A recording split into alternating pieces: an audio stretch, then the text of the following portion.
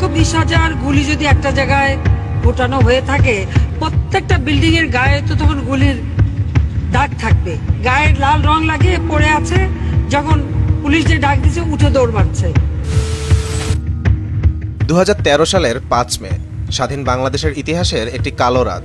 সরকার বাহিনীর গণহত্যা আর তৎকালীন ক্ষমতাসীন সরকারের নৃশংসতা দেখেছিল পুরো বিশ্ববাসী।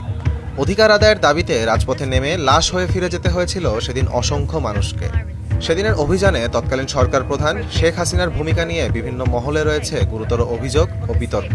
একই সঙ্গে তৎকালীন ডিএমপি কমিশনার বেনজির আহমেদের ভূমিকাও ছিল প্রশ্নবিদ্ধ। 13 দফা দাবি আদায়ে হেফাজতে ইসলাম সরকারকে 2013 সালের 13 এপ্রিল থেকে 23 এপ্রিল পর্যন্ত আলটিমেটাম দেয়। দাবি না মানায় 5 মে পূর্ব ঘোষিত ঢাকা অবরোধ কর্মসূচিতে দেশের বিভিন্ন প্রান্ত থেকে বিপুল সংখ্যক ওলামা মাশায়েখ ও সমর্থক রাজধানীতে সমবেত হন। আইন শৃঙ্খলা বাহিনীর বাধা সত্ত্বেও মিছিলের ঢল মতিঝিলের শাপলা চত্বরে গিয়ে মিলিত হয়, আর পুরো এলাকা রূপ নেয় সময়ের অন্যতম বৃহৎ সমাবেশে।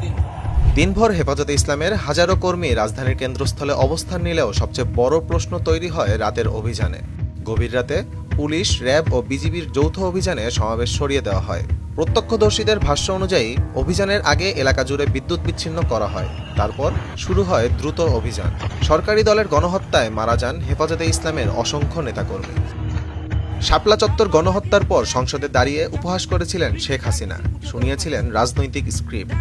মানুষ মেরে সেটিকে নিয়ে রাজনীতি করাটা যেন ছিল একদম ডাল ভাত। শুধু তিনি নন, তার ক্যাবিনেটের মন্ত্রীরাও দিয়েছিলেন একই বয়ান। গায়ের লাল রং লাগিয়ে পড়ে আছে, যখন পুলিশ যে ডাক দিচ্ছে উঠে দৌড় মারছে। দেখা গেল লাশ দৌড় মারলো। গায়ের লাল রং লাগিয়ে পড়ে আছে, যখন পুলিশ যে ডাক দিচ্ছে উঠে দৌড় মারছে।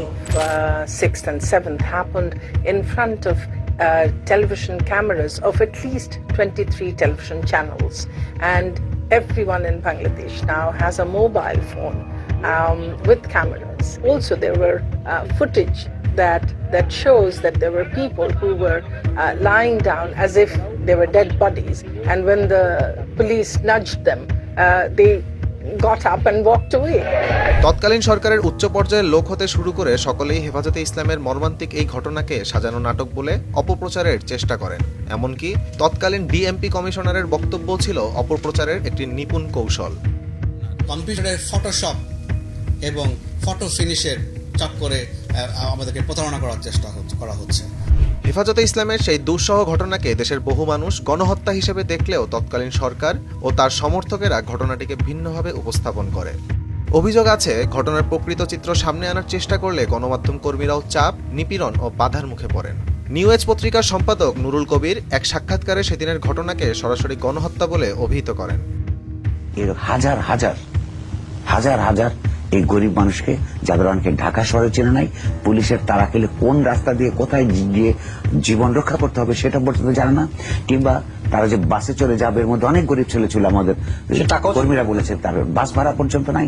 এরকম একটা অবস্থার মধ্যে একদিকে হেফাজতের নেতারা তাদেরকে এনেছে, অন্যদিকে এই কথাগুলো চিন্তা না করে এবং আইন শৃঙ্খলা রক্ষার নামে একটা অপদার্থ, অদক্ষ এবং নির্বিকার, নির্মানবিক একটা সরকার এদের উপর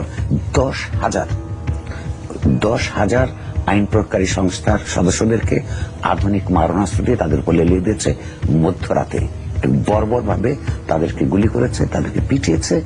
সেদিনের অভিযানের পরপরই সরকারি নির্দেশে দিগন্ত টিভি ও ইসলামিক টিভির সম্প্রচার বন্ধ করে দেওয়া হয়। ঘটনাস্থলের বাস্তব চিত্র ও বিকল্প বয়ান জনসমক্ষে আসার পথ রুদ্ধ করতেই এই পদক্ষেপ নেওয়া হয়েছিল, যা সত্য প্রকাশকে আরও সংকুচিত করে তোলে। সত্য প্রচারের মুখে বাধা হয়ে দাঁড়ায় শেখ হাসিনার সরকার। 5 মে বাংলাদেশের রাজনৈতিক ইতিহাসে বেদনাবিধুর এক দিন হিসেবে স্মরণ করা হয়। সেদিনের অভিযান ছিল হেফাজতে ইসলামকে কঠোরভাবে দমন করার একটি পদক্ষেপ। তীব্র প্রতিহিংসা পরায়ণ হয়ে এই অভিযান চালায় শেখ হাসিনা ও তার বাহিনী। এমনকি ভারতের ইন্ধন রয়েছে বলেও দাবি অনেক বিশ্লেষকদের। আহমদ জামিল হক, নয়া দিগন্ত।